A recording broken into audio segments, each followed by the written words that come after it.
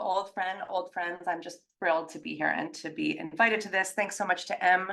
Rosner for helping me get here to Global Studies here at UCSB, for inviting me, and of course to all of you for coming. This is a great crowd. I'm super happy about it. So when Charmaine and Jiaqing first invited me, they said, you know, I want you to start with a little, like, situate yourself within global studies, right? You here are one of the few global studies departments in the country. And I think it helps for those of us who are not situated in global studies departments to kind of address theoretically and methodologically how we are near to part of, involved in conversations that are common amongst us. So UCLA, I will say, does not have a global studies department, but we do have an interdisciplinary undergraduate major called Global Studies, and it was actually to teach in that major and in international development studies. I specialize in giving people existential crises and international development. I was actually to teach there that I was hired at UCLA. In other words, the anthropology department didn't hire me. There was a search for people who could teach in the global studies undergraduate major. There was an economist, there was me, there was a sociologist, et cetera. And it was that search that hired me. So in theory, I was actually hired through a global studies search, even though UCLA structures it differently. Therefore, I'm located in an anthropology department. And my PhD is in anthropology, but I was trained by scholars, and I'm going to list some of them because I think they're relevant for global studies. Appel Gupta, James Ferguson, Paula Ebren, Sylvia Yanagisako. These are anthropologists, but who were always, in my own training, asking questions about relationships between places, right? So Gupta and Ferguson in particular have written quite a bit together. They were central in refusing what had been for a long time in anthropology a kind of colonial history of methodological nationalism, right? Oh, I do research in Namibia on Namibian people, as if there were such a thing, right? So Gupta and Ferguson were central in challenging that colonial history, this idea that we could take nation state borders, for example, for granted in something called the field of fieldwork. Instead, they insisted on asking, what are the histories? What are the struggles? What are the colonial and imperial formations through which these ostensibly separate places, right? Places ostensibly separated by national borders, how were those created, right? These are contingent and relational forms. How do those relationships come to be? How do those histories, power relations, how do they persist in the present day? How do they take new forms? And how do we see them in the deeply unequal world in which we live today? So I learned those as anthropological questions, but I would argue that those are fundamentally global studies questions, right? So what's perhaps unique about my anthropology training, of course, is the insistence on ethnographic fieldwork, and thus the kind of challenging methods question. Okay, well, if places are created in relationship to each other, what does that mean for place-based fieldwork, right? So in my own work, I've put out my sole authored book. In my own work, what this has meant is that I look for the empirical sites in which these connections are being made, right? In which they are being remade and in which they're being challenged. So in my first book here, that meant US oil companies in Central Africa.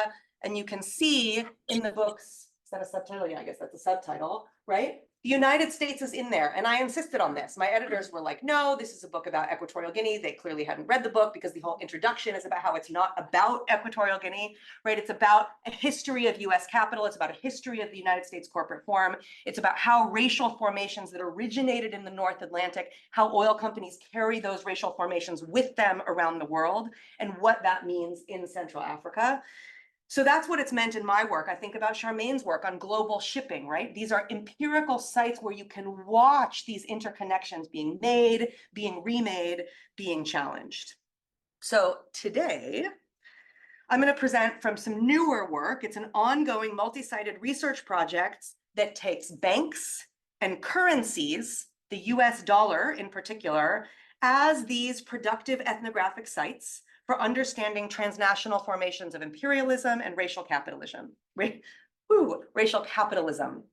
Indeed, the video that I was kind of playing in the beginning, in the background, is a 2018 banger about currency and imperialism, 7 minutes contre le CFA, so 7 minutes against the CFA, the CFA franc, and I'll discuss the video very briefly at the end of my talk.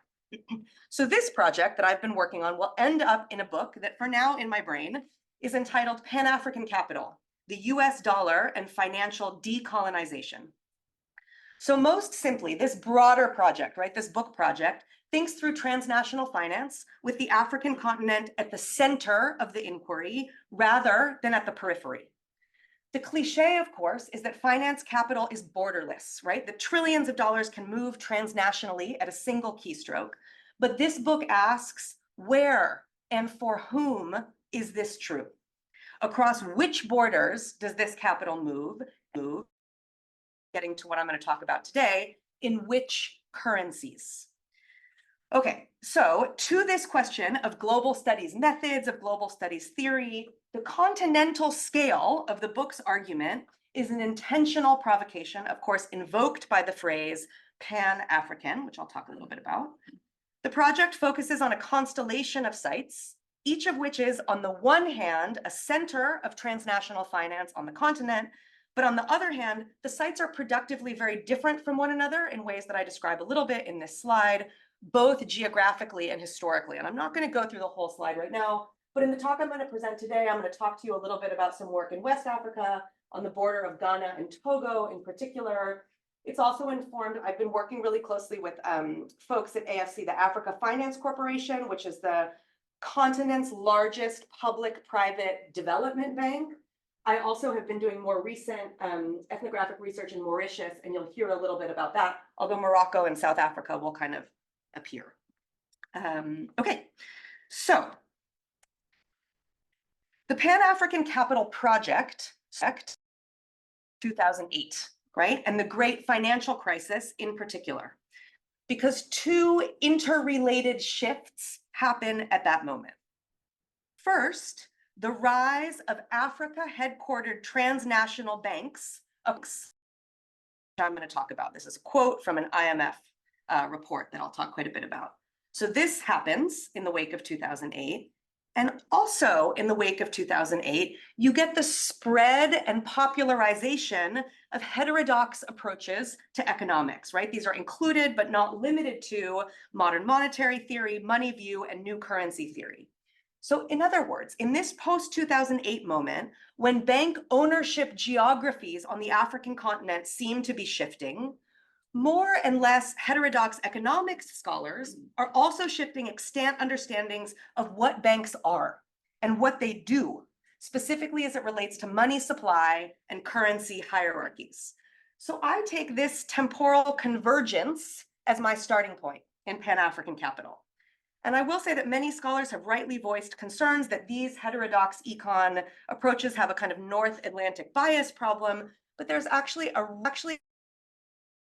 out of, and for decades, this book right here was originally released in 1980. I'm going to talk about it at the end as well, that actually engages these heterodox economic approaches.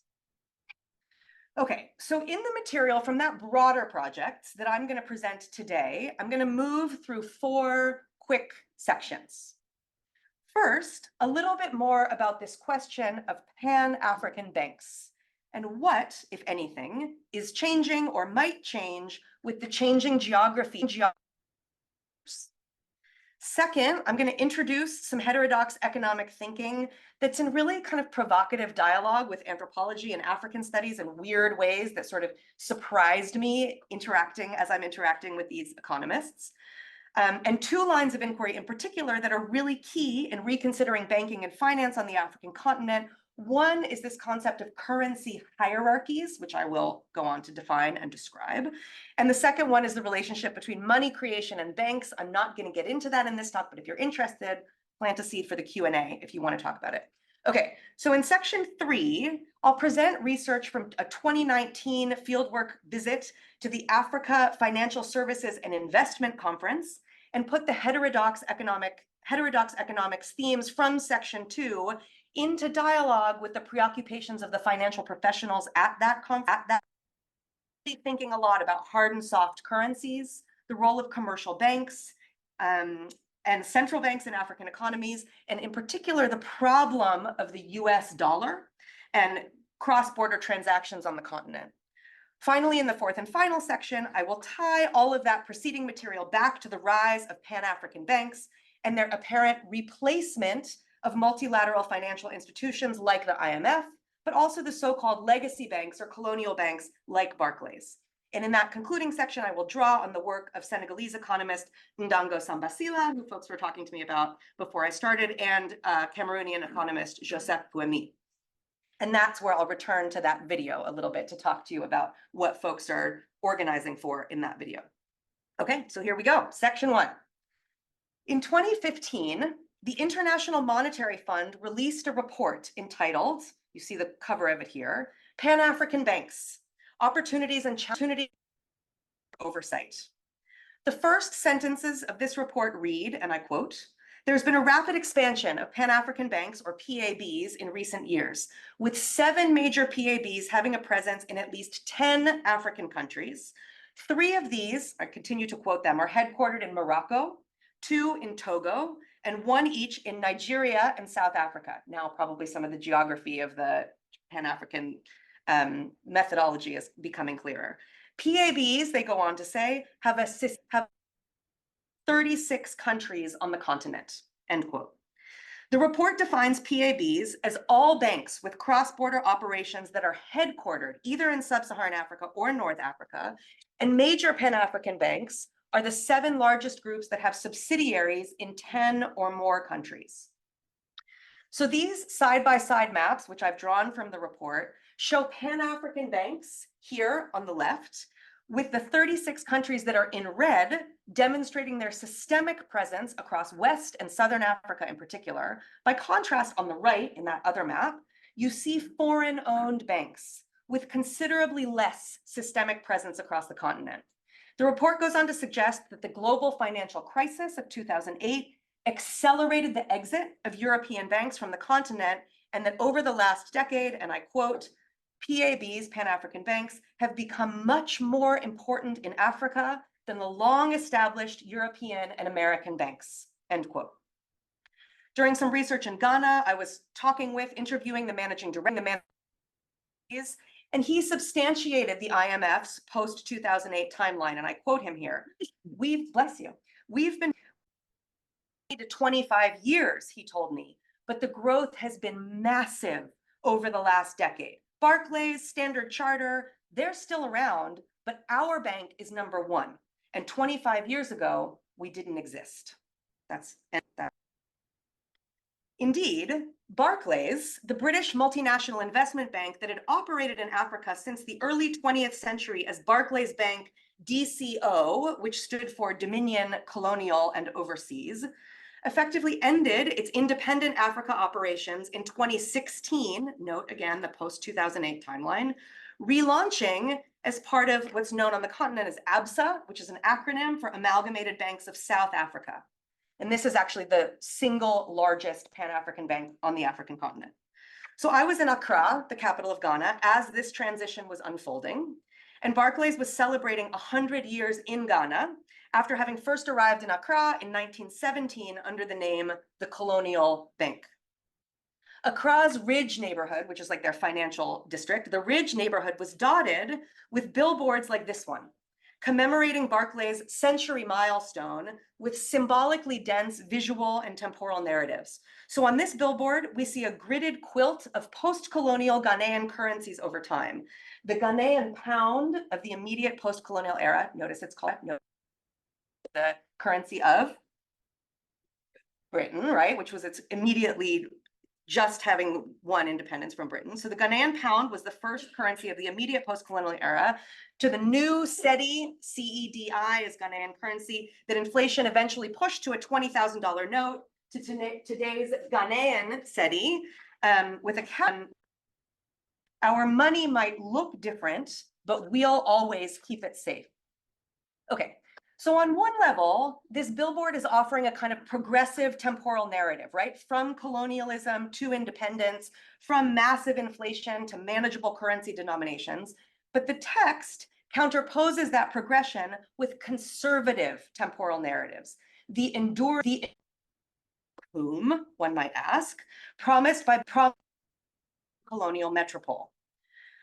So another of these billboards showed a gridded quilt of headshots, presumably Ghanaians. They are not named, they are not identified.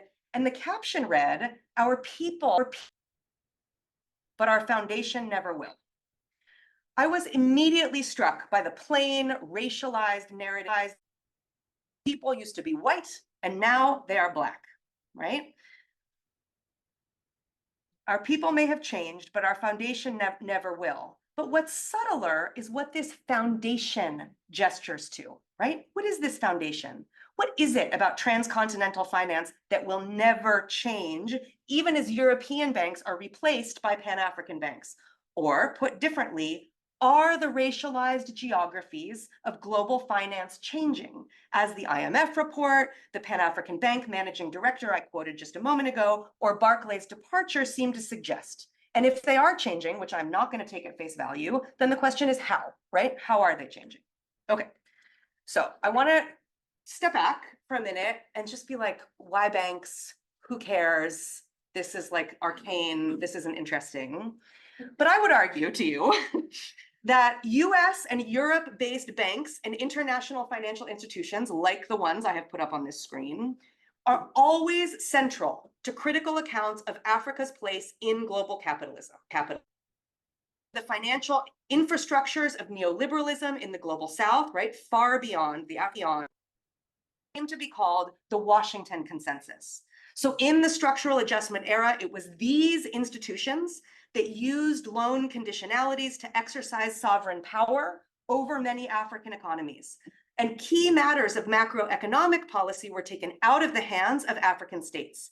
Hey, do you actually need to restructure your loan? Do you want a lower interest rate? Fine, privatize your healthcare system and we will refinance for you. Do you need help paying off all of that dollar-denominated debt as the US interest rates skyrocket? No problem. Just drop all your trade protections and we'll help you get that. We'll give you the help you need. In other words, it was these banks that ensured that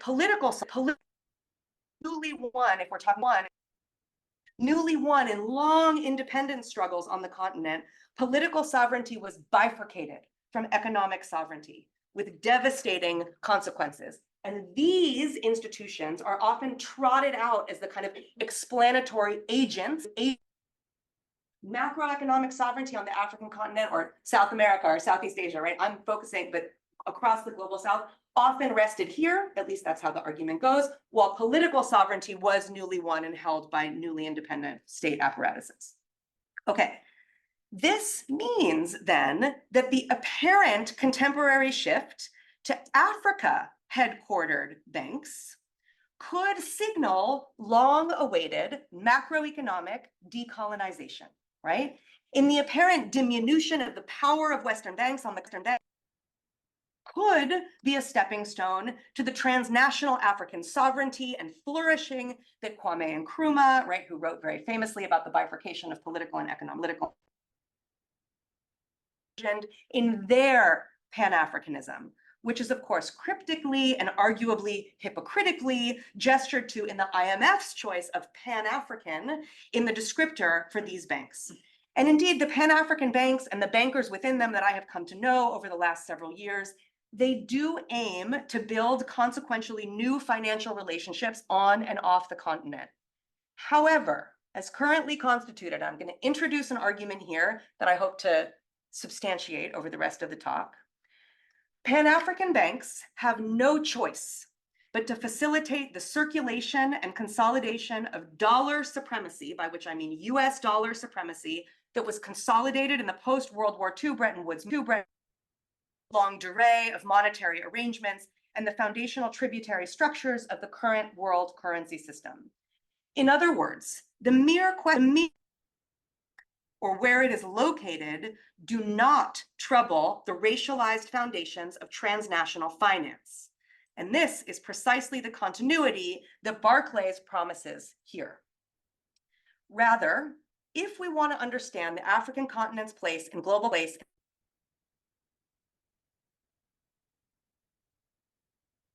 not only analyze where banks are headquartered and who owns them, right, which is what the IMF is doing, but also generate empirical and theoretical shifts in what a bank is, what it does, and to what effect, especially in terms of the currencies that move through it. So another way to put this is that there's actually a contradiction here that needs to be explained. North Atlantic banks are indeed on their way out of the North Atlantic power, as it takes shape through the US dollar in particular, persists. So we have to explain that, right? How? Why? We were told for so long, it's the banks, it's the banks. The banks are gone. I wanted to insert an expletive, but I did not. The banks are gone, right? But North Atlantic power persists. So how does that happen, right? This is a research question. Okay, so in order to explore this, I'm going to put this ethnographic research with Pan-African banks, financial and professionals into dialogue, into that heterodox economics coming from on and off the continent, precisely because it is many of these scholars, these think banks and banking, and I'm paying special attention to scholars in these traditions, including Ndongo Sambasila and Raul Carrillo, who I will introduce you to in a moment, who are using the tools of heterodox economics to rethink racialized inequality, forcing our attention to the relationship between currencies, social violence, and imperial and racial power. Okay, so section 2, the hut tax 2.0. Anybody here ever taken an anthropology class? African studies? Okay, good to know. In November 2019, the New School hosted a panel, which you're looking at here, entitled Race and Capitalism or Racial Capitalism. The panel featured anthropologist Ryan Jobson, historian Destin Jenkins in the middle, and lawyer Raul Carrillo, who is also a well-known scholar of modern monetary theory. 30 minutes into this panel, and it's available online. So I posted it here for you guys to find if you're interested in the themes at stake. Okay, so 30 minutes in, Professor Jobson poses a question about whether or not racial capitalism is a sufficient analytic concept. And Carrillo, right, closest to us, responds that while he won't address the broadest implications of the question, he does want to address the intersection of MMT, modern monetary theory analysis, and racial capitalism, which has been generative for his own work. To illustrate, he first summarizes Kesu Park's work on the use of the mortgage to dispossess indigenous North Americans. If you guys don't know Kesu Park's work, it's phenomenal. Kesu Park just moved to LA, to UCLA, took a job. So if you guys want to invite Kesu here, she is now right next door. And then Raul goes on to tell a story that is deeply familiar to most people trained in economic anthropology or in African studies. And I'm going to quote and paraphrase what Raul says at some length. At the time, he says, in pre-colonial Africa, folks were mostly living in subsistence crop societies, just living their lives. And when the colonists came in, what they needed was a tool to make people cultivate cash crops for the core, rather than to develop subsistence crops on the periphery. They wanted people to literally switch what they were doing. And again here, there is brute force, but in front of that brute force, there's financial sophistication, right? Again, as in with the mortgage to dispossess Native North Americans. At this point in time, Raul continues, most of the folks who live in pre-colonial Africa are not familiar with taxes in the ways that the colonists are. There's a particular European conception of taxes that colonists bring with them. The colonists say, hey, at the end of the year, we're going to come around at every hut, and you're going to need to bring us 1 unit of whatever the colonial currency was at that time. Let's call it the Deutschmark, he says. You're going to need to bring us a Deutschmark. And people are like, why do we need to bring you a Deutschmark? What is a Deutschmark? Where do you get one? And the colonists say, well, the funny thing is that there's a mine right down the road. And if you just work there, we'll pay you in Deutschmarks. Or there's a market for tobacco, or there's a market for whatever that internationally marketed crop might be. And if you just go to work on that plantation, you can get the coin we need and pay us.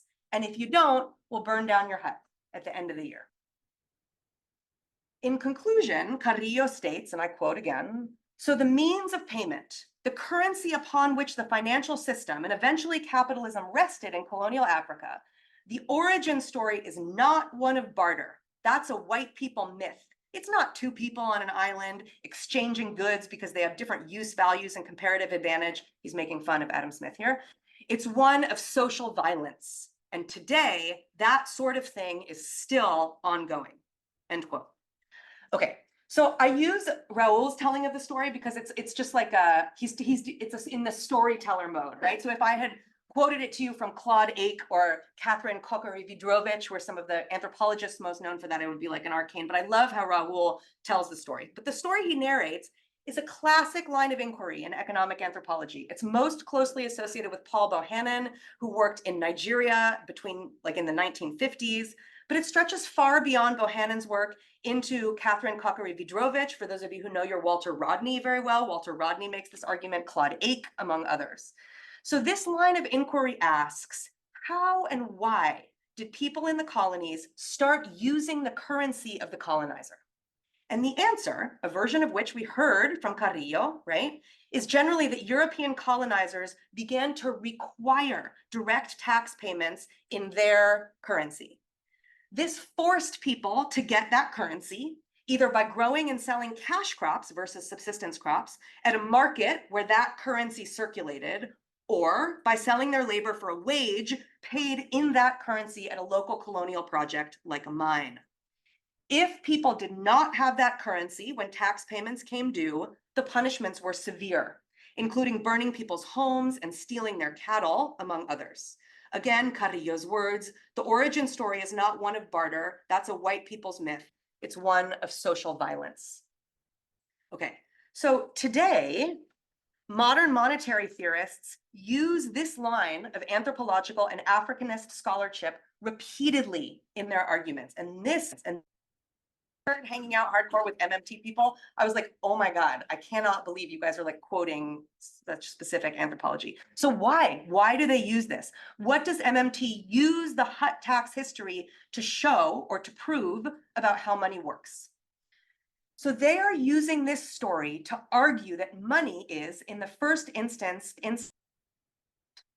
and more specifically of state power, right? It is the coercive power to tax, backed by the power to violently punish if that tax is not paid, that elevates some form of money over others. In this case, the colonizer's currency over local means of exchange, stores of value, or units of account.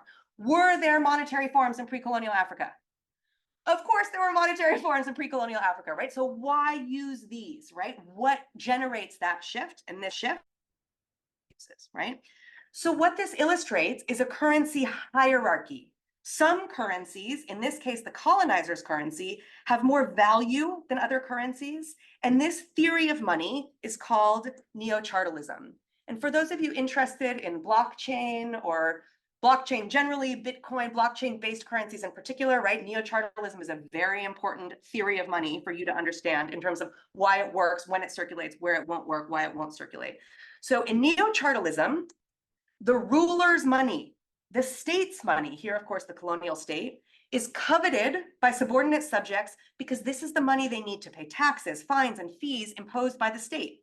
In neo-chartalism, money is a power relationship and a creature of law wielded by those with the power to impose taxes and to exact punishment on those without that power. Okay, so what about contemporary currency hierarchies? For instance, is this a useful way to understand the global power of the US dollar today? After all, African central banks, commercial banks, governments, businesses, and corporations are compelled to use the US dollar, even though it is not their currency. Why? Well, they have to pay for oil in dollars, right? The international oil market is denominated in dollars. We can talk in the Q&A if you're interested. Q&A has shifted this a little bit, but global oil is denominated in dollars. They also have to service their sovereign debt in dollars, right? All debt repayments, even in almost all cases, debt to China, which is a question I often get, is denominated in dollars and must be repaid in dollars. So then, might it be useful to think of US dollar denominated debt as a new hut tax, right? How, if at all, does this shifting ownership and geographic location of banks on the continent alter these stories? How do these lines of inquiry that quite explicitly put heterodox econ in dialogue with anthropology push us to ask new questions about banks in general, Pan-African banks in particular, about the power of currency, and about how global inequality works? And conversely, of course, there's an ethnographic question, right? Which is the questions that emerge from the field. So how do the preoccupations of financial professionals on the African continent push us to ask new questions of these emerging theories? And so that is going to bring me to section 3, new money, new banks, and new lines of inquiry. So I'm going to take you back to 2019. I am at the African Financial Services and Investment Conference in, wait for it, Park Plaza, Westminster, London.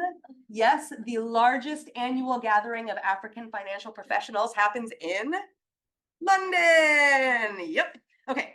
Across 3 days and the dozen panels I chose to attend, the thrumming and repetitive preoccupations of finance professionals circled, the vast majority of whom are from the African continent, circled around overlaid questions of local currencies versus so-called hard currencies, something I'll talk about in a minute, the inability to transact across African borders without first going through the dollar or the euro at great expense, the important role of pension funds and insurance on the continent because they are growing pools of capital denominated in local currencies, the role of banks and bank lending, the capital markets, here mostly stock and bond markets, that everyone was trying to figure out how to grow, and finally, of course, foreign denominated debt.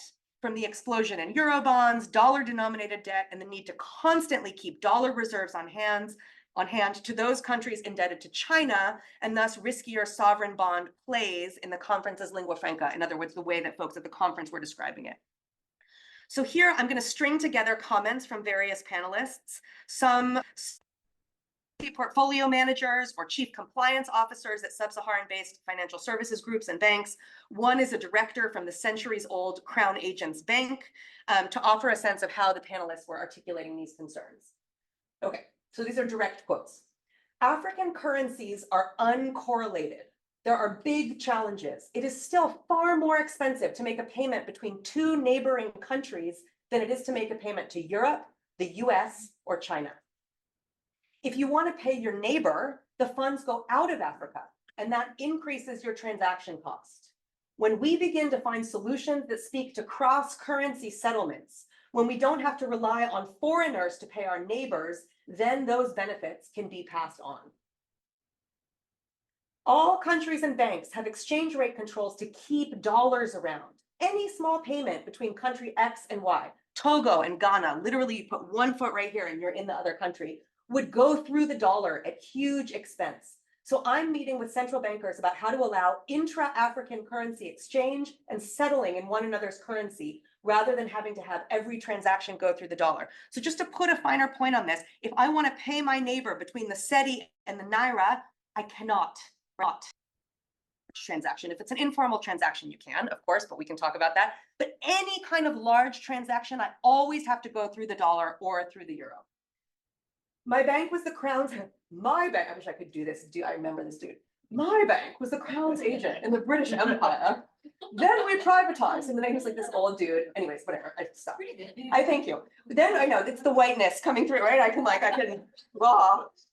Then we privatized in the 1990s and have turned into capacity building, of course you have. But we're still very trusted around the world. Okay. Banks have a lot of dollar exposure. What we need is banks to be able to access local currency. We want the local currency market to develop. Banks' customers want local currency. They don't want dollars. So as evidenced in these quotes, questions of currency were overwhelming at AFSIC. And I will admit, naively, I thought we were going to go talk about like secondary bond markets and like swap. The preoccupations and what I had learned about kind of financialization in the United States, which were often like derivatives, collateralized debt obligations, right? Sort of secondary markets. That's what I thought. I had kind of conflated that naively with what finance folks talked about, because that's what finance folks, especially in the wake of 2008, were talking about here. There, people were talking about stock markets, bond markets, and currency. So currency was it was a surprise in the field. I was like, whoa, that's not what I expected to find. So as evidenced in these quotes, questions of currency were overwhelming at AFSIC. How currencies do and do not cross borders, as we heard from multiple panelists, major cross-border transactions between neighboring African countries pass through correspondent banks in London or New York with cuts taken along the way. There are no formal cross-currency foreign exchange markets on the continent. There are no formal cross-currency exchange markets. African currencies are not correlated, said one compliance officer, but what she did not specify is that they are not correlated to one another. They are correlated to US dollars and the euro primarily. Okay, so I want to think about currency for a moment. For those of us who have lived or have done research or have visited much of the global South, right? The African continent, much of South America, much of Southeast Asia, so-called soft currencies are a dominant and quotidian fact of life. Experientially, right, in our daily lives, soft currencies mean the utility of that local currency within national borders, but they're often unpredictable value, even within those borders, and the radical diminution of that value as soon as you take them outside of those borders, right? On the contrary, for those of us with bank accounts in hard currencies, we know their strength. Everyone wants them. There are foreign exchange markets, both formal and informal, with a constant demand for them. Their portability beyond national borders ensures our purchasing power, right? Oh, go to Cambodia, go to far, right? People often say things like this. Okay, so this variety in currencies is often referred to in binary pairs, right? Hard and soft, convertible and inconvertible, reserve and local. So the first term in each of those three pairs refers to the currencies in which foreign assets of central banks, international trade transactions, and global financial assets are denominated all over the world. All over the world, right? So I want to add another very useful dichotomous pair to these explainers, dominant money and subordinate money. And I'm taking this from a Demuzio and Robbins text that I put up there. This addition is useful because it brings the question of power back into the vocabulary of currencies. It's not only that some currencies are more valuable than others, but that some are dominant and others subordinate. These relationships are internationally and historically patterned. They correlate with colonial original hut taxes. So modern monetary theorists talk about the qualities of dominant money as monetary sovereignty. This isn't a concept that you've heard before. I definitely invite you to think about it and open your brain to it. It's very interesting and useful. And thus, in these terms, in monetary sovereignty terms, we might think of global currencies in a global currency hierarchy. And I'm drawing on some work that Nathan Tenkus has done and some other folks, with those that are most sovereign at the top, right? So today, the US dollar sits at the apex of this global currency hierarchy. I am willing to say unchallenged, though we can talk about it in the Q&A. There are little challenges to it here and there, but more or less unchallenged, even given what's going on during the Russia-Ukraine war. But I am happy to talk about the renminbi, the CFA franc, de-dollarization more generally. Okay, so the United States exercises sovereignty over its own currency and de facto that of many other nations. How? Why? Where does that currency sovereignty come from? So the US has authority over its own currency because the federal government, through the Federal Reserve, both issues dollars, right? But also, crucially, borrows in dollars. We issue the same currency that we borrow in. This becomes very useful when you go into debt, right? The US dollar is also the world's reserve currency for 4 interrelated reasons. There are definitely more, but I'm going to give you 4. 1, said it already, the global oil market is denominated in dollars. Increasingly, you can sell oil in kind of bilateral agreements and other currencies, but not much. It's a very small portion of the market. Global oil market is denominated in dollars. That will, as long as that is true, the value of the US dollar will always be propped up. Climate change, transition, fuel transition, what the international lithium trade will be denominated in, right, becomes very interesting. Okay, that's 1. 2, US Treasury bonds became the world's safe asset after the world went off the gold standard. So gold for a very long time was the world's safest asset and everybody invested in gold. But when the world went off the gold standard, US Treasury bonds became the world's safest asset that everybody invested in. When the Federal Reserve issues money, it also issues an equal and opposite amount of Treasury bonds, right? So that also props up the power of the US dollar. Third, US stock and bond markets are the destination of choice for global investors. People will be like, well, what about the real estate market in China? Well, we've seen most of us perhaps have seen what's happened to that recently. US stock and bond markets are the primary destination for global investors. And fourth, and this is related to 1 through 3, the US and its dollar, our dollar, exercise debt-based imperial power over much of the world, and we have since World War II. Everybody is paying their debts back at interest in US dollars, right? Thus, the US dollar is at the top of the global currency hierarchy, and everybody has to keep US dollars around. And when I say everybody, I mean everybody. Okay. As we move down the global currency hierarchy, the layer just underneath the United States is constituted by very privileged relationships to the top. The Bank of Canada, the Bank of England, the ECB, the Bank of Japan, the Swiss National Bank, all boast what are called unlimited dollar liquidity swap lines with the US Federal Reserve. And down we go from there. Greece, Spain, Ireland, and the Eurozone, of course, in a currency federation, don't have their own sovereign currencies, to many of the countries in Central and South America, Africa, South and Southeast Asia, who have vast dollar-denominated debts. And working with bankers in Mauritius over these past couple summers, I learned that there is not a single central bank on the African continent that enjoys swap lines with the Federal Reserve. Not one. In the global south, where legacies of colonialism and ongoing imperial relationships are the most virulent, right? Countries are importing dollar-denominated goods. They're forced to borrow in dollars by international financial institutions, and thus they are always trying to hoard dollar reserves to pay their debts. But within that general picture, it's really important not to oversimplify. So Brazil has more room to maneuver than Venezuela. Singapore or South Korea, much more room than Cambodia or Laos. Morocco, Kenya, South Africa, or Mauritius, more room than African countries in the franc CFA zone, where currency reserves are still held, wait for it, in the French treasury.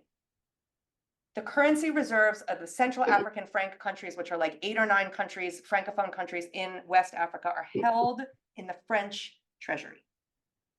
Okay. As heterodox economic thinking has begun to develop compelling theories of currency sovereignty and the effects of global currency hierarchies, it has forced me to revisit my own training, teaching, and understanding of neoliberalism, the Washington Consensus, and global inequality more broadly. For instance, when I teach and reteach the story of structural adjustment of Bretton Woods, I am teaching a story of US dollar hegemony. But it wasn't taught to me in those terms, and I didn't, until the last couple of years of doing this project, teach it in those terms. When we're telling the story of sovereign debt in the global south, we are telling a story of US dollar hegemony, being forced to borrow and repay in currencies not your own, yet I wasn't taught it in those terms, and I wasn't teaching it in those terms until I started this project. Hierarchies of global currency sovereignty give us a compelling explanation for this apparent paradox that even as North Atlantic banks leave the continent, the North Atlantic power of the US dollar remains, right? That's the resolution to that apparent paradox. Okay, in conclusion, where is it? There it is. Currency and power. In a title that I'm going to translate in my not great French to Money, Servitude, and Liberation, the Monetary Repression of Africa, Cameroonian economist Joseph Kouami argued that monetary dependence is the foundation of all other forms of dependence, and concluded that, quote, Africa's fate will be forged through money, or it won't be forged at all. It is a bold provocation that he made just as the structural adjustment era dawned on the African continent, right? Originally published in 1980, and in other parts of the global south that did not enjoy currency sovereignty. And it is a provocation, I would argue, that has yet to be fully explored. Legal scholar and modern monetary theorist Raul Carrillo mobilized the history of hut taxes to prove the neo-chartalist argument that money is, in the first instance, a creature of the state, and more specifically of state power. And in Carrillo's retelling, this is a racialized state power and a form of social violence. The hut tax story isn't an argument that's just about money, right? All kinds of objects circulated across the African continent as money prior to the coming of colonial regimes. The hut tax is a story about currency and power. Whose currency is coveted by subordinate subjects because it is the one form of money they need to pay taxes. Can you pay taxes in Bitcoin? No. Correct. So, right, this is the kind of implications of neo-chartalism, right? It is the one form of money that they need to pay taxes, fines, and fees imposed by the state. Who has the ability to tax the population and punish those who refuse to pay? Colonialism and its long wake ask us to rethink neo-chartalism transnationally, right? So investors all over the world rely not only on the US government's ability to tax in order to keep the value of the dollar high, along with those other transnational features of dollar power, but also the ability of governments around the world to exact austerity measures on their people, to repay, right? We have so much sovereign debt, we have to cut your pensions. We have so much dollar-denominated debt that we can't refurbish your running water infrastructure. We have so much dollar-denominated debt that we can't invest in education, right? So it's not just the US government's ability to pay taxes, it's governments around the world ability to exact austerity on their people to prioritize that debt repayment. And of course, the compulsion governments around the world face to buy oil and pay for other imports, including those from China and elsewhere, in US dollars. These compulsions, the repayment of debts not denominated in your currency, the purchase of an energy-giving but ecosystem-killing substance not in your currency, have been, I would argue, the relentless hut tax of the post-Bretton Woods era. So this brings us back to the gridded quilt of headshots, presumably Black Ghanaians, and the caption that accompanies it. Our people may have changed, but our foundation never will. The banks may change headquarters and ownership structures. Their leaders and workers may now be predominantly Black. Pan-African banks may continue to grow and newly dominate the African banking sector. But the relentless hut tax of the US dollar means that the foundation, which I am arguing here is dollar supremacy, has not changed. Today, there is a vibrant social movement in the franc CFA zone that is focused on putting an end to what Pigot and Sila refer to here in this book as Africa's last colonial currency and the broader imperial arrangement sustaining it. As Pigot and Sila write here in this book, quote, the demands to end the CFA franc are multiplying and the pressure is increasing. This is the currency where I told you the reserves are held in France, not in the African countries. A combination, they write, of both technical criticisms from heterodox economists and Pan-African bankers and an unprecedented mobilization by African groups and organizations around money as a political issue. One document of this grassroots, youth-led, and radically political mobilization is this 2018 song with which I opened, 7 minutes contre le CFA, 7 minutes against the franc CFA. It brings together 10 artists from 7 countries, 6 of them in the franc CFA zone, and one of the MCs is himself French, to craft an anthem for the struggle against the franc CFA and the economic order it sustains. The song's bouncing chorus, which is sung by the Senegalese artist Daba, offers a striking refrain, very roughly, no more blah, blah, blah, down with franc CFA. It doesn't rhyme if I read it in English. History is on the move and no one will stop it. We don't want it anymore. We can't take it anymore. We are more than convinced. These aren't whispers anymore. The streets are shouting now. The video has persistent visual, lyrical, and archival images of Pan-Africanist icons, Thomas Sankara, Frantz Fanon, Angela Davis, Marcus Garvey. The artists liken the CFA economy to a plantation about to be set ablaze by revolutionary fire. Black Moja from Cote d'Ivoire encourages his African compatriots, quote, to break the chains of economic slavery. The fact that African currencies are not correlated with one another, but are correlated with US dollars, refocuses scholarship on so-called global finance on questions of geography, scale, and currency. When we talk about financialization as a substantive piece of neoliberalism, which currencies are we talking about? Which currencies cross borders, which do not, and why? How are the roots of transnational capital tied to colonial geographies, and how do they traverse other interconnections? What does the globality of finance look like from the point of view of soft African currencies?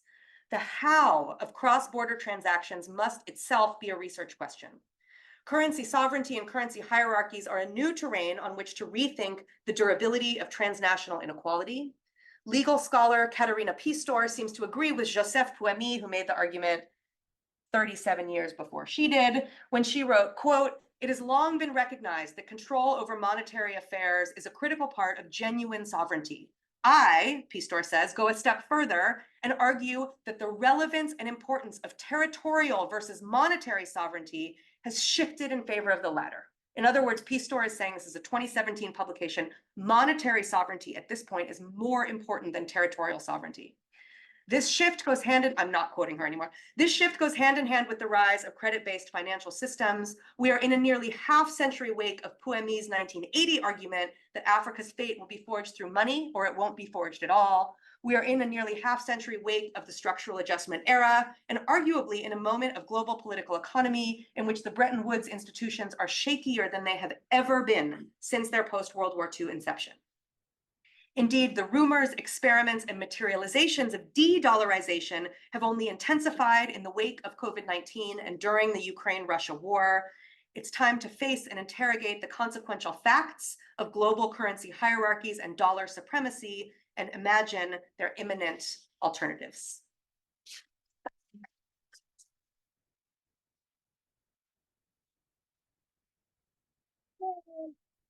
You are so welcome.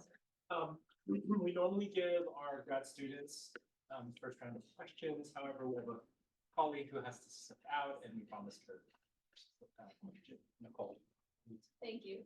Thank you so much for this incredible presentation. It really, I mean, I'm a heterodox economist. Yeah, I love you. You're my people. It really speaks to my heart. I consider myself a British economist, though. So currency hierarchy is more about, for me at least, liquidity of the currency. Yeah. And I think this is where my either like comment questions kind of go. Yeah. So what you just described is basically my PhD thesis, something like that. Send it to me so I can cite it. Yeah.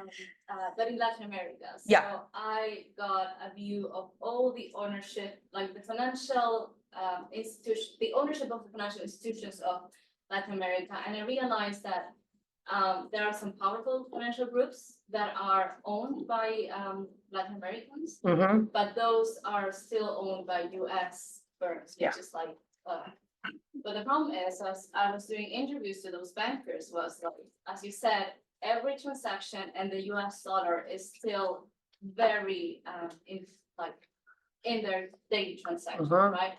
So I guess so we know that at the end of the day, financialization differs from advanced, so in emerging countries differs from advanced economies, and this type of financialization is of course ruled by this currency hierarchy that you're talking about. And that makes at the end of the day that this financialization is subordinated. So this kind of subordinated to this. But so in this subordination, of course, restricts the agency of this actors, like the banks, for example. So what I found in my thesis is that at the end, banks in Chile, for example, their lending decisions were subject to what happens at the end to the US dollar. 100%. And that means that, for example, if you want to give loans to people or to the country to develop itself, it depends literally on what happens on global external factors, right? So my question is, or my comment is, I thought that maybe like a way of protecting your country, at least in Chile, is what I got from talking to the bankers is, maybe if you have a more developed capital market, developing your own currency, it's like kind of a way of restricting or protecting your country from. Yeah. I don't know what's your view on this. Yeah. Because this is what I was thinking. Yeah. And at the end of the day, it's still like this currency hierarchy is still happening. So, Yeah. Yeah. I'm so excited to read your thesis. Please send it to me. Also, just with all of this talk about, structural adjustment and Bretton Woods, I was of course focused on Africa, but as good global studies students, Chile is the paradigmatic case, right? So we just saw the death of one of the many people responsible for the overthrow of the Allende regime, right? Chicago School of, Chile is the place. So I just wanted to say that back to you. So, okay. What I would say, I glossed over this talked to bankers, certainly when I was at that AFSIC conference, I've been to many conferences since then. When people talk about developing local capital markets, mostly stock and bond markets, precisely because they want to develop more local currency transactions. That's why everybody was so interested in insurance and pensions, right? Because an insurance fund or a pension fund is almost always, it creates huge pools of Nigerian naira, right? Like, so the South African rand in the case of Africa and Nigerian naira are like the biggest pools on the continent of money in local currencies just kind of laying around. So to your question, would developing stock and bond markets that trade at scale in local currencies move economies? Sorry, I'm finding my hierarchy here. Oops, there it is. Would it move them up? Yes, I would argue. So I'm an anthropologist, so I'm just going to be an anthropologist for a minute and say, like, I would never say advanced economies, right? Versus the implied, like, less advanced. Precisely because what a hierarchy is saying to us is that all of these are created, their relative power or lack of power, they're created in relationship to one another. It's not that some are advanced and some are behind, right? It's Walter Rodney, I mean, right, you're nodding, but maybe for the students in the room, like how Europe underdeveloped Africa, right? The relationship is a relationship of underdevelopment. But is there room to move inside these hierarchies? Absolutely. Would big, liquid capital markets denominated in local currencies help you move up a little bit? And that's when I was like, Brazil is in a different situation than Venezuela, or, Singapore is in a different relationship than Laos, for example. I think you see that their hard and soft are not a hierarchy, and you can get harder, let's say, right? Your currencies can get harder. But would it unseat the foundation? No, right? And I think that ultimately is the question. It's not that reforms, maybe even non-reformist reforms, couldn't do something. But until you have whatever the energy giving substance is, let's say it's lithium for the sake of argument, not denominated in a single key currency, right? Until you have, like, when you essentially said it, when the Federal Reserve raises interest rates, when we're in an inflationary period, as we have been in the United States for the last, whatever it's been, 2 years or something, currencies on the African continent plummet. Their value plummets. Is that because of any decisions that they made inside their own borders? No, it has nothing to do with their underlying fundamentals, as the economists like to say, right? It literally has only to do with the fact that the Federal Reserve, a world away, decide to raise interest rates. So would a little bit more economic currency sovereignty be good in that? Certainly. But I would argue, we have to move toward the kind of systemic revolution that's something more like a shared basket. Like the United States currency right now is it's a world currency. It is not governed as such. It is not acknowledged as such. When the Federal Reserve makes decisions, they aren't going to be like, oh, what's going to happen to the people in Nigeria? And the people in Nigeria fucking starve when they raise interest rates, literally for no other reason. The thing that I would say has to change. Now, could pension fund, I think there are steps, and I do think that's one step. That's what I would say. But thank you for your question. That was a really long answer. Sorry.